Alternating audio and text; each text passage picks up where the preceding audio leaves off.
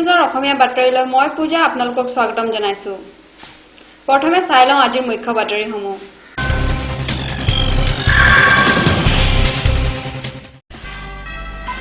শ্ৰমিক নেতা ৰামেশ্বৰ ধানোৱাৰ পঞ্চতন্ত্ৰত বিলীন।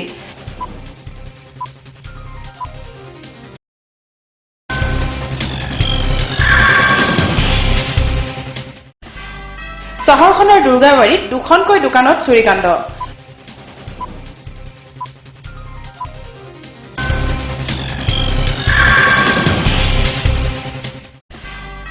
অমৃত ৰাজখোৱাৰ দুখন পুথি উন্মোচন।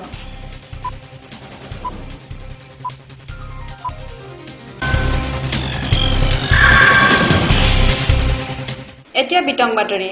প্ৰাক্তন মন্ত্ৰী তথা শ্ৰমিক নেতা ৰামেশ্বৰ ধানোৱাৰৰ যোৱাকালি দেহাৱসান ঘটে। বৰ্ষীয়ান নেতাজনৰ বিয়োগত বিভিন্ন মহলৰ শোক প্ৰকাশ।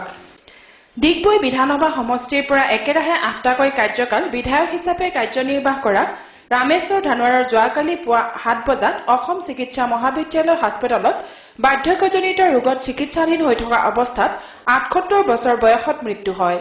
প্ৰাক্তন বিধায়কগৰাকীৰ মৃত্যুৰ বাতৰি বিয়পি পৰাৰ লগে লগে সমগ্ৰ ৰাজ্যৰ লগতে ডিগবৈ বৃহত্তৰ অঞ্চলত গভীৰ শোকৰ ছাঁ পৰে।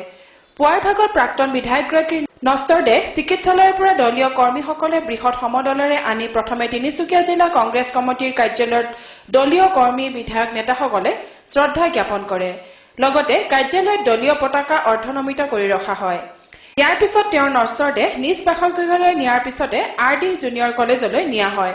জুনিয়ৰ কলেজত স্থানীয় ASU, NSUI, আটছা, মুছলিম যুৱ পৰিষদ, ডিগবৈ প্ৰেছ ক্লাব, তিনিচুকীয়া জিলা সাংবাদিক সন্থা, বিজেপি মণ্ডল সমিতি আদিকে ধৰি অৰ্ধশতাধিক সংগঠনে শ্ৰদ্ধাঞ্জলি জ্ঞাপন কৰে।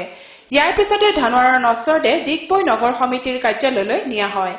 বিষয়া আমোলাৰ লগতে জনপ্ৰতিনিধিসকলে শেষ শ্ৰদ্ধা জ্ঞাপন কৰাৰ পিছতে প্ৰাক্তন বিধায়কগৰাকীৰ নশ্বৰ দেহ ডিগবৈ ৰাজীৱ ভৱনলৈ নিয়া হয়। ইপিনে ধানোৱাৰৰ মৃত্যুত গভীৰ শোক প্ৰকাশ কৰি টেলিফোনযোগে শোকবাৰ্তা প্ৰেৰণ কৰে ৰাষ্ট্ৰপতি প্ৰণৱ মুখাৰ্জী, প্ৰাক্তন মুখ্যমন্ত্ৰী তৰুণ গগৈ, মুখ্যমন্ত্ৰী সৰ্বানন্দ সোণোৱাল, স্বাস্থ্য আৰু শিক্ষামন্ত্ৰী হিমন্ত বিশ্ব শৰ্মা, অসম প্ৰদেশ কংগ্ৰেছ কমিটিৰ সভাপতি ৰিপুণ বৰা, কংগ্ৰেছী বিধায়ক ৰকিবুল হুছেইন, অসম প্ৰদেশ বিজেপি কমিটিৰ সভাপতি ৰঞ্জিত কুমাৰ দাসকে ধৰি কেইবাগৰাকী শাসকীয় তথা বিৰোধী দলৰ বিধায়কে বিয়লিলৈ ধানোৱাৰৰ নশ্বৰ দেহ ডিগবৈ ৰাজহুৱা শ্মশানলৈ সহস্ৰাধিক লোকৰ সমদলেৰে শেষকৃত্য সম্পন্ন কৰা হয়। মৃত্যুৰ সময়ত ধানোৱাৰে পত্নী ৰাণী ধানোৱাৰ, 3 পুত্ৰ বোৱাৰী, জী জোৱাই, নাতি নাতিনী আৰু বহু গুণমুগ্ধক এৰি থৈ যায়। घटना है उनका वियोग सारे समाज के लिए बहुत क्षतिपूर्ण है और वो 1978 से 2016 तक विधायक थे। इसी बीच 2 बार मंत्री थे और असम टी कॉरपोरेशन के सभापति और आसाम पेट्रोकेमिकल्स के भी चेयरमैन थे और उनकी मृत्यु पर हम गंभीर संवेदना प्रकट करते हैं और मैं आशा करता हूँ कि ईश्वर उनके आत्मा को शांति दें। আজি ধানোৱাৰ সাহেব আমাৰ মাজত নাই, কি কয় এই মুহূৰ্তত? বৰ দুখৰ কথা। তেখেতে আজি বিগত 40টা বছৰে গোটেই ডিগবৈ সমষ্টি ৰাইজকে প্ৰতিনিধিত্ব কৰা নহয়, গোটেই অসমখনকে প্ৰতিনিধিত্ব কৰিছিলে।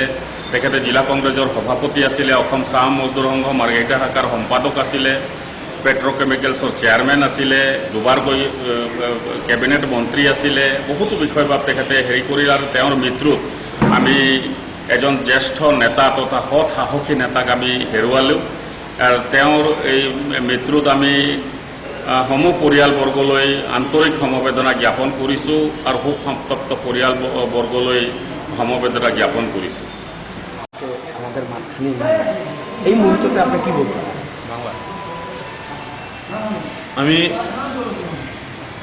একজন সিপাহী হিসাবে, কংগ্রেসের সিপাহী হিসাবে একখানায় এটুকুই বলতে যাই যে গত 40 বছর ধরে ওনাকে দেখছি, ওনার আদর্শে অনুপ্রাণিত হয়ে আমি এই কংগ্রেসের সঙ্গে ওতপ্রোতভাবে জড়িত হয়েছি। আগের থেকে আমি জড়িত ছিলাম, কিন্তু গত 2-3 বছর ধরে আমি প্রত্যক্ষভাবে জড়িত হয়েছি। ওনার সঙ্গে আমার অনেক ঘনিষ্ঠতা ছিল, ছোটবেলা থেকেই ওনার সঙ্গে আসা যাওয়া ছিল। বিভিন্ন সময় আমাকে উপদেশ দিয়েছেন উনি একজন কংগ্রেসের একজন লিডারই নয়, উনি সমস্ত আসামবাসীর একজন লিডার ছিলেন। সুখে দুঃখে সব সময় সকলের সঙ্গে থাকতেন, সকলের বিপদে ঝাঁপিয়ে পড়তেন। উনার কাছে যে কংগ্রেস, বিজেপি, সিপিএম, এজিপি কোনো দল বিভেদ ছিল না। মানুষ মাত্রই উনার কাছে কেউ উনার শরণাপন্ন হলে উনি তার যতটুকু সাধ্য উপকার করতেন। কাউকে আমার শোনা মতে, জানা মতে এখন পর্যন্ত উনি জীবিতকালে কোনো অপকার করে যাননি। উনার বিয়োগে আমাদের কংগ্রেসের তথা অসমবাসী তথা তিনসুকিয়া জেলার অনেক ক্ষতি হয়েছে। আমরা উনার শূন্যস্থান পূরণ করতে কখনো পারবো কিনা জানি না, কিন্তু একটাই বলতে পারি, আমরা যদি কংগ্রেস পরিবারের সমস্ত তথা অন্যান্য যারা ওনার থেকে উপকৃত হয়েছেন বা ওনার কথা শুনেছেন, ওনার উপদেশ আদর্শ যদি আমরা মেনে চলি, সেটাই ওনার প্রতি একটা শ্রদ্ধা জ্ঞাপন করা হবে।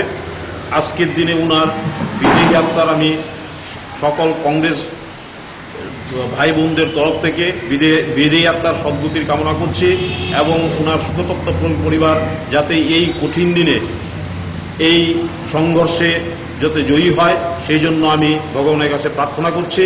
আর সকল কংগ্রেস ভাই বোনরাও যেন একত্রিত হয়ে ওনার আদর্শ অনুপ্রাণিত হয়ে কাজে আগ বাড়তে পারে, সেই জন্য সকলকে আমি আপনাদের এই চ্যানেলের মাধ্যমে আহ্বান জানাচ্ছি।